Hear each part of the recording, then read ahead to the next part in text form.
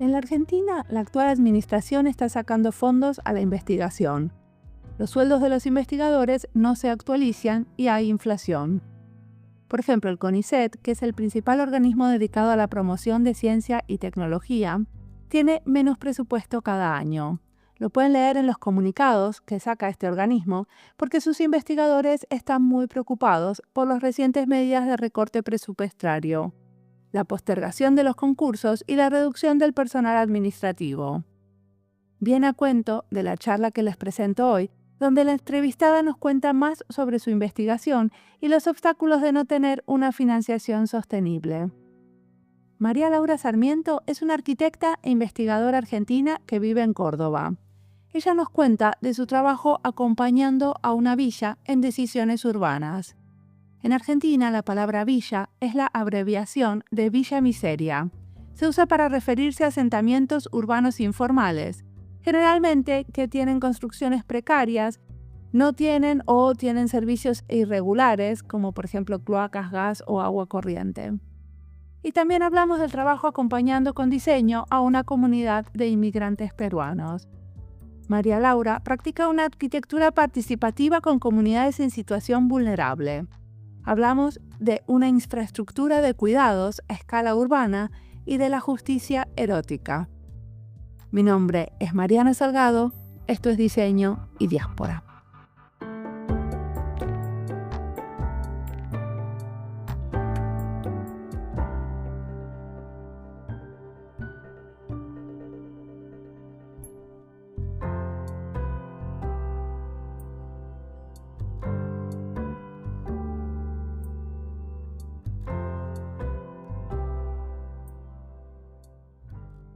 Yo soy Laura Sarmiento, soy mujer, feminista, mamá, arquitecta polirrubro, soy doctora en arquitectura, activista social de hace mucho tiempo, aventurera en algún punto, bueno, profe.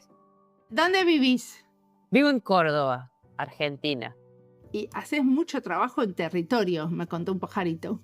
Sí, mucho. Es que, bueno, desde que eso, me gusta viajar y creo que hacer arquitectura en territorio, o sea, trabajar en el territorio con la gente, con las mujeres, ha sido una forma también de encontrar como la aventura y la vida en viaje también, ¿no? Es un poco como, bueno, ahí se lleva todo. ¿Y qué investigaste? ¿De qué fue tu doctorado? Mi doctorado fue en conflictos urbanos, en bioética, pero en realidad lo que a mí me apasiona es la vitalidad de los territorios, es lo que mantiene viva la vida en los territorios.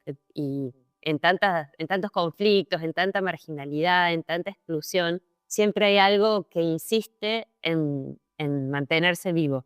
Y entonces, bueno, para los mundos académicos, en estos lugares donde a veces todo es tan obturado y pierde el movimiento, pierde la capacidad de expansión, me parecía interesante poder investigar qué era lo que mantenía la vida viva, porque eso era como un material de diseño y un potencial para poder hacer con eso, ponerlo en el foco para poder desde ahí hacer algo.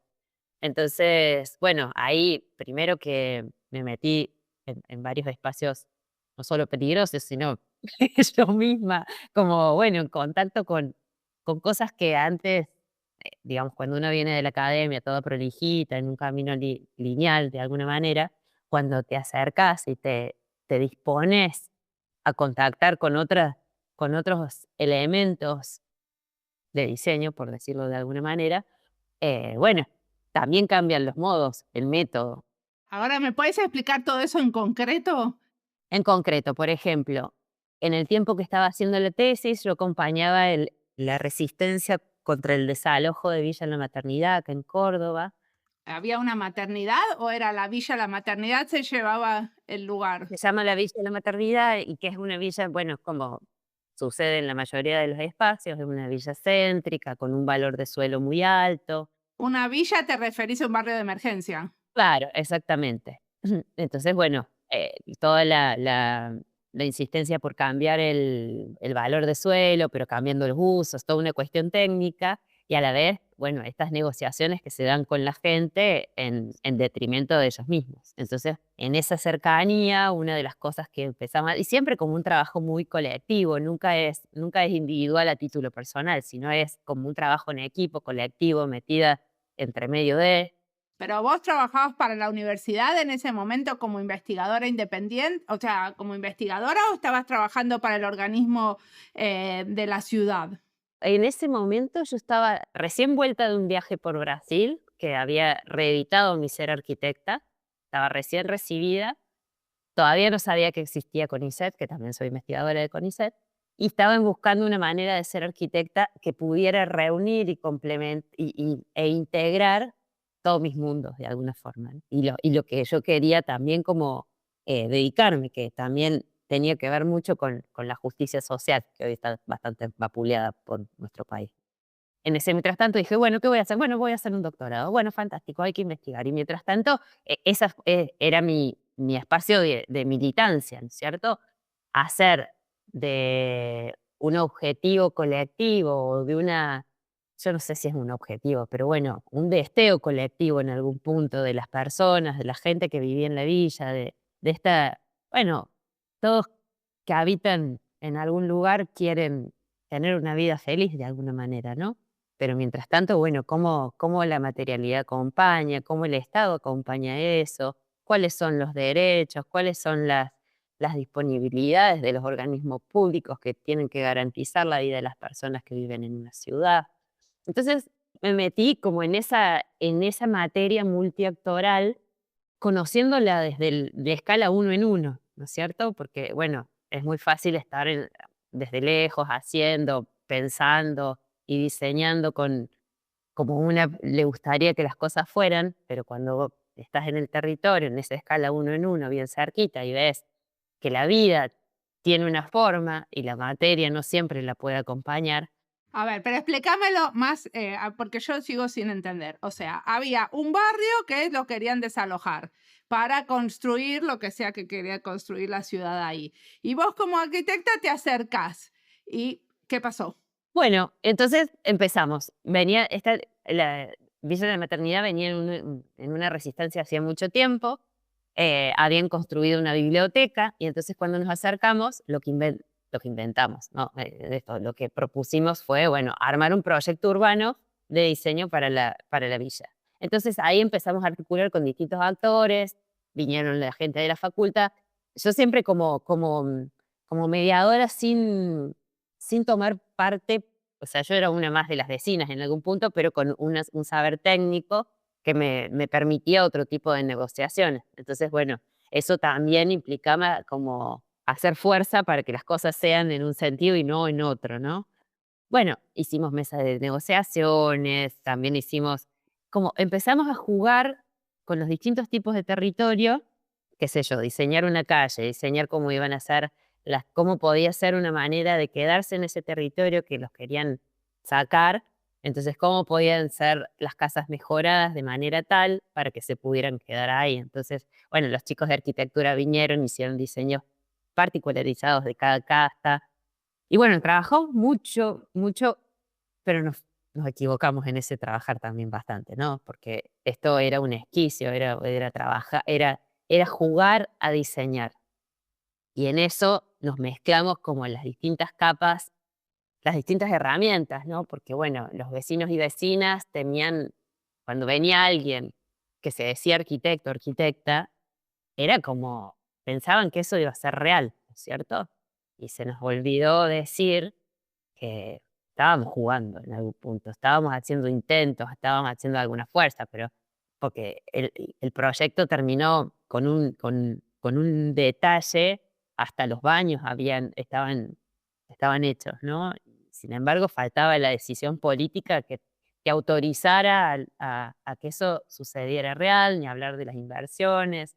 O sea que no se terminó construyendo. Ustedes hicieron el proyecto como un artefacto para la resistencia, digamos, como un prototipo para usarlo en las negociaciones. Exactamente, que a la vez sirvió para escribir la historia de la villa, porque en eso también digamos, eso fue como un dispositivo que sirvió para alojar muchísima gente que estaba dispersa, colaborando con sus saberes en eso. Entonces fue como, bueno, un poco la tesis de doctorado fue en eso, como un intento de dispositivo de negociación que estuviera al servicio de, bueno, de las comunidades, ¿no? De la vida que se va mudando, porque también ahí se incorporaron festivales, músicas, cosas que pasan como que no son del orden del diseño puro y duro, sino que son cosas que son efímeras, ¿no? Que también necesitan el diseño, que también necesitan como toda la genealogía previa que hace que las cosas pasen. Y el diseño está en esa genealogía del quién es, del cómo, del cuándo, de con qué colores, digamos, en ese abanico de herramientas polifónicas, ¿no? Bueno, un poco eso. Y en ese mientras tanto, también pasó como en el mismo tiempo, que también empecé a acompañar como, bueno, ya estaba en una práctica, como una se orienta hacia ciertas cosas y empiezan a abrirse cosas similares, ¿no? Y entonces también acompañé a otro espacio, que eran unas familias de Perú que habían venido a habitar acá a Córdoba y que estaban habitando sobre un basural, contaminados, bueno, con esas cuestiones, y ellos se autoorganizan y se van a otro territorio. Y entonces se alojan, digamos, toman una tierra y se empiezan a alojar ahí. Entonces, bueno, acompañé ese proceso que fue bien distinto a Villa de la Maternidad, por ejemplo, que tenía una zona céntrica, que ya estaban requete contras organizadas. Bueno, había como una historia ya de organización y construcción colectiva. En cambio, las familias que vinieron de allá, de Perú, tenían prácticas organizativas, pero en las negociaciones con el Estado fueron bastante dramáticas, porque la manera en que se habían aproximado el territorio, bueno, tenían una forma de una infraestructura de cuidado, que también eso acompañé durante 10 años más o menos, ¿no? Como que tengo una visión de escala temporal ampliada para poder, bueno, una va aprendiendo, ¿no? De la experiencia y de la trayectoria. Entonces, bueno, lo que ellos tenían de valioso era su forma de apropiación del territorio, que era como, en vez de una trama, una retícula, se posicionaban como de manera circular. Entonces todas las cocinas se comunicaban entre sí y entonces todos niños, niñas, las infancias jugaban en el medio, desde las cocinas las veían, se iban turnando, era como una vida comunitaria hecha cuerpo, ¿no? Y en el proceso de legalización para poder ser ciudadanos y ciudadanas argentinas, perdieron eso que cuidaba la vida. Pero ¿por qué no los dejaron construir como ellos querían? Porque la tierra comunitaria, primero que no está ordenada, o sea, acá no existe la figura, y después que en esa negociación, para poder ser argentinos, tenían que respetar la cuadrícula, y no solo la cuadrícula, sino también el muro medianero, bueno, y toda la forma que tiene la vida para poder tener un contrato formal de cloacas, por ejemplo, ¿no? Entonces, bueno, fue muy fuerte ver cómo esa manera, que era muchísimo más orgánica, que acompañaba el bienestar y sobre todo ese vínculo con las infancias, se perdió dramáticamente, bueno, a cambio de un papel que dice Argentina, ¿no? Qué fuerte. Ahora, lo que me parece increíble es que tenés un sueldo para investigar estas cosas. ¿Cómo es la vida de una investigadora en arquitectura, ¿no? Que puede darse el lujo de investigar, porque esto, bueno, no hay muchos, ¿no? En nuestra profesión. No, no hay muchos. Bueno, eso ha sido, y que bueno, justamente eso, ¿no? También es una decisión política elegir este tipo de vida, que al principio, bueno, en otra temporada, esto era un camino posible, ¿no es cierto? Ahora, bueno, está por verse cómo sigue la cuestión, porque no está tan fácil con el modelo de país que estamos teniendo ahora. Estamos lejos de ser un lujo. Perdón, pero seguís teniendo un sueldo para investigar. Sos una investigadora de CONICET. Sí, soy una investigadora de CONICET que no llega a fin de mes y tiene que ver Ah, cómo o hace. sea, lo que pasó es que se devaluaron los sueldos. Devaluaron el sistema científico se devalúa. Ahora es dramática la ciencia, que era un espacio de libertad, porque para mí eso, CONICET siempre fue un espacio de libertad. Para mí fue mi casa para poder hacer esto que me gusta, que era estar acompañando a la gente, estar en el territorio, tener flexibilidad para poder crear e inventar y hacer de alguna manera una arquitectura simbólica. Y ahora, bueno, estamos en crisis. O sea, realmente este es un momento muy crítico, muy cruel, que nos está implicando repensarnos cómo seguimos, porque eso, no llegamos a fin de mes. Y ni hablar de lo que también pasa en el territorio, ¿no es cierto? Porque bueno, antes teníamos proyectos que nos acompañaban, teníamos como formas de toda una infraestructura que podíamos hacer las cosas que hacemos y ahora solamente queda como el gesto de un sueldo que no te alcanza. Y mientras tanto, ¿qué están haciendo los investigadores? ¿Están dando más clases? Y ahora te diría que es un sálvese quien pueda, cualquier puesto que está disponible de dar más clases, estamos ahí. A mí, en lo personal, bueno, a mí siempre me gustó el territorio, ¿no? No estuve mucho en la facultad, sino más bien siempre en territorio.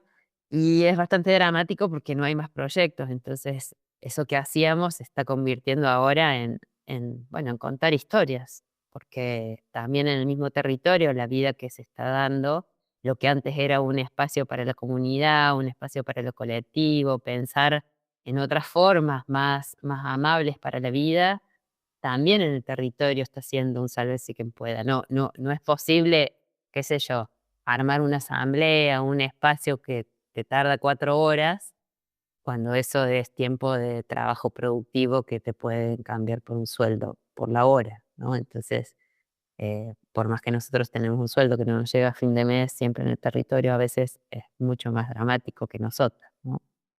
Uno de los conceptos con el que trabajás es la justicia erótica. ¿Me contás sobre ese? ¿Es un proyecto o un concepto? Bueno, ahora que ha quedado como un concepto, pero tiene que ver con lo vital, ¿no? El erotismo como esa posibilidad de vincularse, como una capacidad relacional.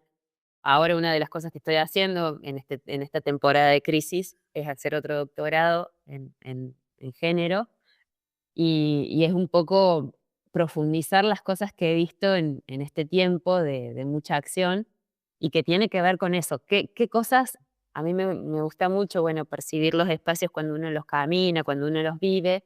Y entonces es muy genial cuando la función es organizadora de esos espacios y cuando algo se relaja en la función y empieza a aparecer el orden de lo deseante, empieza a cambiar también la materialidad de esos espacios, ¿no?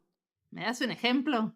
Te lo digo en escala doméstica, ¿no? Pero alguien que vive con su marido y tienen una familia tipo, digamos, el estereotipo de familia heteropatriarcal clásica, y donde está la cocina, la piecita de servicio, el espacio, bueno, todas estas cosas. De pronto cuando se separan, y por lo general acompaño mujeres, hay algo que en la cualidad espacial empieza a cambiar. Y entonces ya la piecita de servicio deja de existir, empieza a ser otra cosa, empieza a ser un espacio para guardar algo, como es una microescala donde la materia acompaña la vida desde un lugar de mucha intimidad y de mucho placer, como las pieles, los espacios empiezan a tener como perfumes, empiezan a tener colores, la casa empieza a relajarse en su modo de rol o de función identitaria fija y empieza a acompañar, digamos, dejando un poco la ley del amo en algún punto, y empieza a acompañar como otros devenires. Es como volver a alojar todas las dimensiones. Digamos, el erotismo tiene que ver con esa cualidad viviente que se enlaza con todo y con todos, que hace mundo, es como una capacidad creadora de mundo.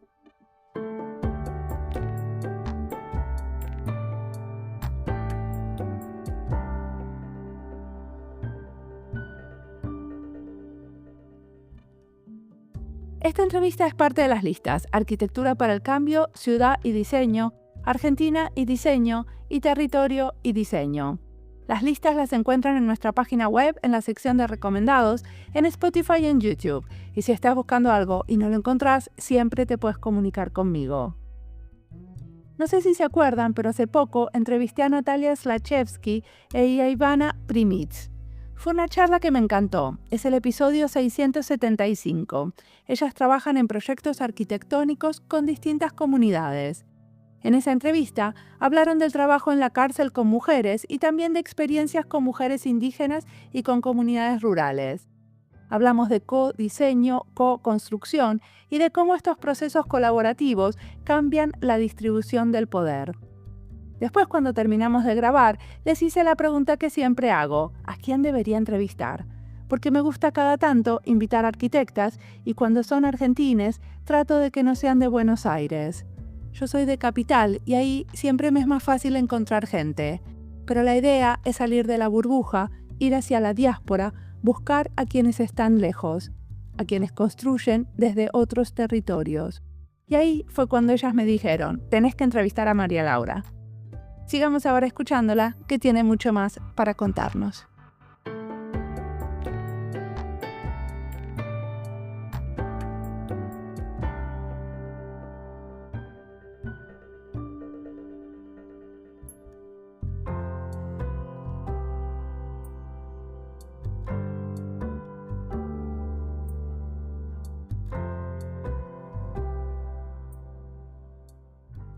Contame cómo empieza un proyecto tuyo con una persona que se está separando y querés ver cómo es esto de armar el nuevo hogar.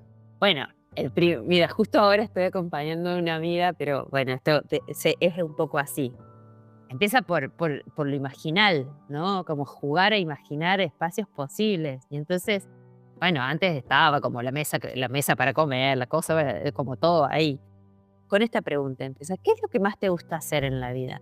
Bueno, a ver, una amiga, bueno, le gusta, está en una, ¿no? Entonces, bueno, le digo, tu casa tiene que alojar eso que más te gusta, ponelo de centro. Y entonces, bueno, ella se dedica a la cerámica, entonces está haciendo su casa taller. Y entonces, pero claro, antes tenía el taller de cerámica al fondo. Y ahora en la casa, donde estaría el living comedor, el espacio, se convierte en el taller de cerámica. Y entonces ese taller empieza a cobrar una vida, un fuego, un amor que empieza a ser el espacio que recibe a quien entra a su casa. Todo bien con el amor, pero aparte la cerámica tiene un montón de cosas de químicos que son malos y de polvos y de... Perdón que soy muy práctica. No, la parte de... Sí, bueno, pero empieza a estar como presente ahí. Entonces el horno está afuera, sí, todas las cosas están como ya están sistematizadas, pero el espacio organizador, la función organizadora, no es la educación de los hijos, o no es eso. Empieza a ser otra cosa lo que organiza todas las espacialidades y todas las jerarquías que se arman alrededor de eso. Y de eso escribís. Sí, bueno, justamente va por varios lados, porque por un lado también tiene que ver con las infancias, por esto de estar con los territorios. ¿Qué pasó con las...? Es como en varias escalas. Soy polirrubro, yo también, ¿no? Que vas desde lo urbano hasta los interiores. Sí. Entonces, bueno, por un lado estoy escribiendo sobre infraestructuras de cuidado a nivel, digamos, a escala urbana, que estamos también armando tenemos una red incipiente, que están naciendo de acá del sur, con Brasil y Argentina, que estamos trabajando en eso. ¿Una red de qué? Una red de investigadoras para poner en valor los cuidados como territorio. ¿Qué pasa cuando los territorios empiezan a tener el valor de los cuidados como organizador? ¿No? Como estas cosas, ¿no? ¿Cuáles son los conceptos simbólicos que organizan el diseño y todo lo que viene después? Entonces, bueno, a lo largo de la historia, cuando vos estudias, qué sé yo, tenés como las máximas, ¿no? Del urbanismo, el diseño, la higiene, cómo va. Entonces, cuando en ese núcleo teórico-técnico, político, le pones una lo intervenís con alguna otra cosa que te parece que cambia el mundo, bueno, el mundo cambia. Como por ejemplo eso. Los cuidados empiezan a trabajar con otra ética, ¿no? Entonces, bueno, ahí. Eso por un lado, a nivel urbano, y a nivel doméstico y más teórico también, estoy trabajando con la casa, con la casa como espejo de luna misma. Y entonces por eso también es un poco como los espacios alojan las transformaciones íntimas y personales de quien se va transformando. Muy bien, te puedo invitar a mi casa, te puedo hacer un tour por mi casa y me analizás la casa. Sí, claro. Bueno, estoy encantada. Es muy genial porque, en realidad cuando a mí me gusta mucho Rita Segato, cuando ella propone pensar en conversación, me parece que es genial eso, pensar un diseño digamos, eso, la co-creación en todos los sentidos y cómo esas conversaciones te van alojando imaginaciones compartidas. Entonces, bueno, vos vas caminando, vas hablando, vas viendo y esos mismos artefactos es como un ida y vuelta, ¿no? Sí, totalmente. Una de las herramientas de investigación para vos son los talleres, ¿no? Porque ustedes organizan varios tipos de talleres. Tienen uno sobre justicia doméstica, que es como bien transdisciplinar, no miré todos los talleres, pero me llamó la atención ese. ¿Querés contarme sobre esto del taller como una unidad o una herramienta de investigación? Bueno, nunca lo había planteado así, me encanta porque es muy organizador lo que estás diciendo, me parece genial. ¿Pero está mal lo que digo? ¿Vos cómo lo ves los talleres? No, está No. perfecto. Es que es tal cual así, pero nunca lo había traído como a esa limpieza. Me parece genial. Justamente, eso es como algo que puede ser participativo, que no tiene, que organiza el conocimiento no desde una jerarquía, bueno, chicos, vamos a hacer esto, tal cosa, ahora como en ese lugar que ya conocemos, sino que es un espacio creativo donde cada cual pone su saber en compartir y circulación de quien está ahí. Entonces se arman cosas lindas. Ese taller de justicia doméstica fue muy particular porque fue justo en pandemia, entonces estábamos todos digamos, todos y todas estábamos tras las pantallas y era una manera también bueno, de poder hacer algo con los espacios propios y no y extendidos, cómo seguíamos los entre. Me parece que la categoría de entre como espacio y como vínculos relacionales es muy potente.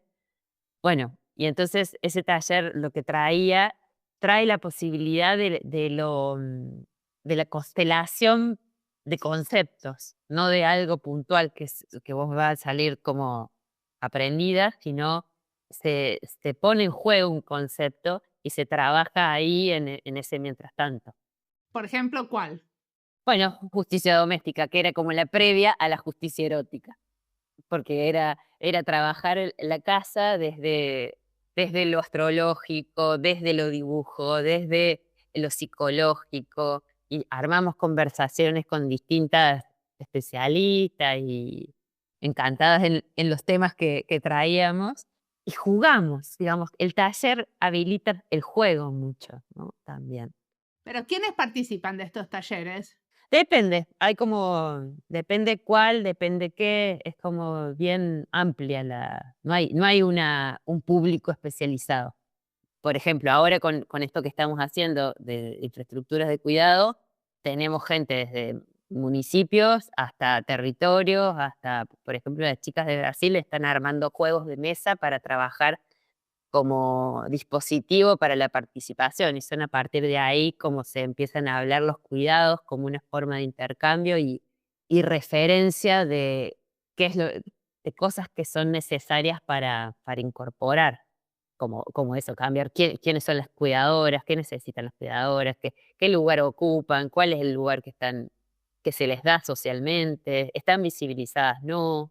Bueno, hay ahí un mundo de sensaciones que se incorporan distinto cuando es un momento taller, pero depende del taller, que siempre tiene que ver con, bueno, esto que hacemos, el polirrubro. Pero la gente que va ahí a estos talleres va o sea, son como un momento de reflexión, pero no es que quieren cambiar algo en la casa y que les den ideas porque ustedes son arquitectas. Por lo general hemos hecho más, los que hicimos en territorio tenían que ver con construir grupos de trabajos o con algún, qué sé yo, cuando teníamos que armar crear, construir el centro comunitario, fue a partir de talleres que empezamos a trabajar, en Villa de la Maternidad también. En la pandemia fueron más de espacios de reflexión porque no teníamos permitido mucho más. Al final de la pandemia también estuvimos trabajando para lo que queríamos había quedado mucho miedo en territorios, entonces fue trabajar eso, esa emoción, por ejemplo, y ahí te das cuenta que somos como muy, muy polirrubro, digamos. Había un arquitecto viejo que decía que la arquitectura social, de alguna manera, era todo junto, todo mezclado. Bueno, así un poco. Pero para trabajar el miedo, ¿trabajaban con psicólogos también? Trabajábamos con pan dulce. ¿Cómo con Van Dulce? Así, literal. Por ejemplo, siempre somos un equipo transdisciplinario, pero la materia para trabajar el miedo era armar un taller de cocinas con pan dulce. Entonces, bueno, es como se acompaña la vida en la forma que va teniendo, desde un pan dulce hasta una casa, hasta un espacio de reunión, ¿no? Es como la escala de diseño que trabajamos es muy variable. ¿Y qué estás leyendo, mirando, escuchando para inspirarte? Mira, tengo acá al lado mío un libro que es re recomendable. Se llama Un rayo cualquiera, de Natalia Ortiz Maldonado. Me parece que es muy genial. ¿De qué se trata? Bueno, el rayo es algo que ilumina y que es como una luz que es un destello, ¿no?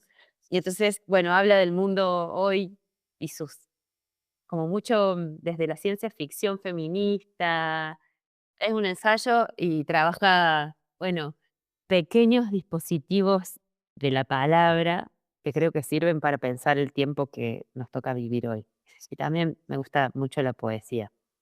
Me gusta la poesía, Úrsula Le Guin, bueno, la acción feminista, ¿Y qué poesía lees? múltiples, pero como, mira, tengo una acá, te la puedo leer si querés, te la digo en voz alta para que quede por acá. Ay, sí, me encanta, sí. Que esta me la leo bastante seguido, es como, viste, cuando una está en crisis y el mundo se te cae a pedazos y entonces decís, bueno, ¿y ahora qué hacemos? Bueno, me leo esta poesía. Es de Úrsula Le Guin y se llama Ars Lunga. No dejo nunca de inventarme nueva gente, como si no fuera suficiente la explosión demográfica. Si tuviéramos, sabe Dios cuántos terrores y problemas, pero yo también lo sé. De eso se trata. Nunca hay suficiente miedo. Que iguale el placer, ni abismos suficientemente hondos, ni tiempo suficiente, y siempre hay algunas estrellas que faltan. No es que quiera un nuevo cielo y una nueva tierra, solo los viejos. Viejo cielo, vieja tierra, nueva hierba. Ni una vida después de la tumba, que Dios me ayude o me ayudaré yo sola, viviendo todas estas vidas de 9 en 9 o de 90 en 90, para que la muerte me encuentre siempre desprotegida por los cuatro costados, desguarnecida, indefensa, inviolable, vulnerable, viva. Hermosa. Muchas gracias. ¿Y el futuro? ¿Te puedo preguntar? El futuro, soy mamá de una niña de 7 años. Eso me pone en una posición compleja porque creo que necesitamos tener un arraigo a la vida viva, ¿no? Y que la vida nos encuentre siempre encantadas con la vida para adelante. Y en este tiempo que hay tanta crueldad, que hay tantos descuidos del planeta en que vivimos, de las personas que están olvidándose de muchas cosas, bueno, es un desafío. Creo que es un desafío cotidiano el futuro de pequeños cuidados para que siga existiendo, ¿no? Que siga existiendo un suelo donde las futuras generaciones puedan que puedan tener un piso para sus vuelos y seguirla. Eso es todo lo que puedo decir del futuro. Muy bien, muchas gracias por la entrevista.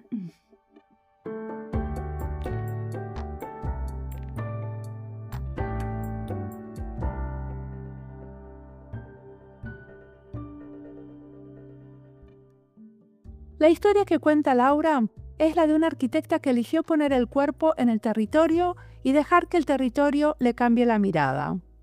Habla de meterse en villas y barrios en conflictos, no como una intrusa, sino como una vecina más con un saber técnico que se vuelve herramienta colectiva.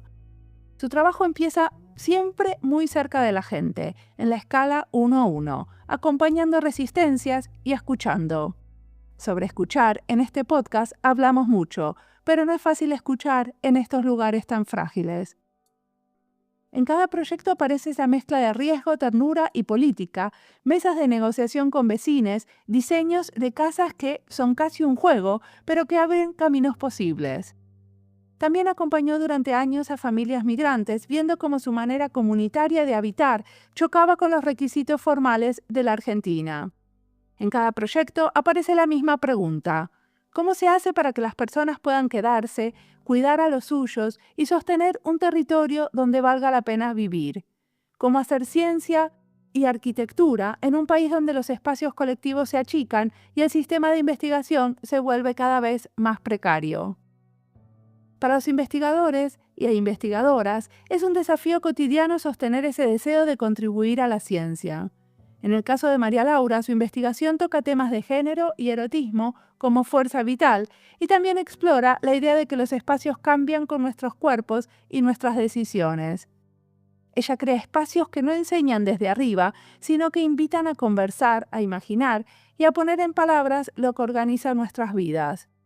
El futuro, dice, no es una idea abstracta, es un trabajo de todos los días, hecho de pequeños cuidados para que su hija, o todas las hijas, sigan teniendo un piso y un techo desde el cual soñar. Como siempre, la música del podcast es de Antonio Zimmerman, el diseño de sonido es de Julián Pereira. Este podcast está publicado con licencia creativa común con atribuciones. Esto fue Diseño y Diáspora. Pueden seguirnos en nuestras redes sociales en YouTube, Instagram, LinkedIn y Blue Sky o visitar nuestra página web diseñoydiaspora.org. No olviden recomendarnos y recomendar nuestros libros. Nos escuchamos en la próxima.